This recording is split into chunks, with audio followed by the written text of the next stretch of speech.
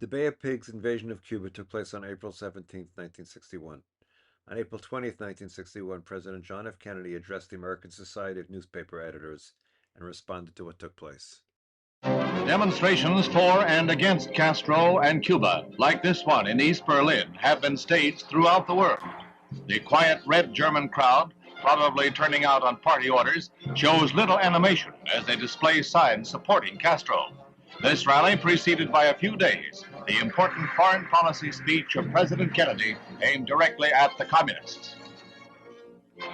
Any unilateral American intervention in the absence of an external attack upon ourselves or an ally would have been contrary to our traditions and to our international obligations.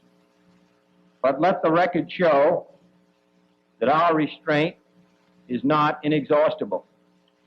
Should it ever appear that the inter-American doctrine of non-interference merely conceals or excuses a policy of non-action, if the nations of this hemisphere should fail to meet their commitments against outside communist penetration, then I want it clearly understood that this government will not hesitate in meeting its primary obligations, which are to the security of our nation.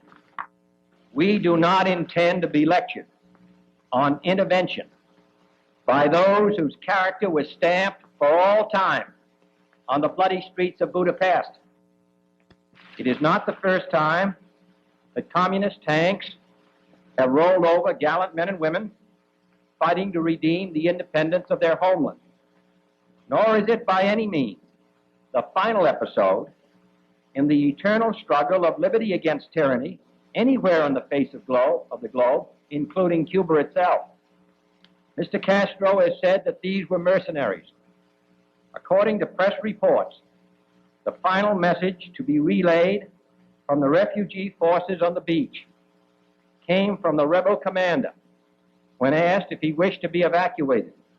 His answer was, "I will never leave this country." That is not the reply of a mercenary. He has gone now to join in the mountains countless other guerrilla fighters who are equally determined that the dedication of those who gave their lives shall not be forgotten, and that Cuba must not be abandoned to the communists.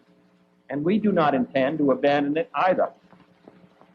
His directness and compassion for their cause elates Cubans in Miami, who stage a rally to thank the United States for support lent to exiles in Florida. Nearly 6,000 anti-Castro Cubans are on hand. They take heart at the president's words and feel all is not lost.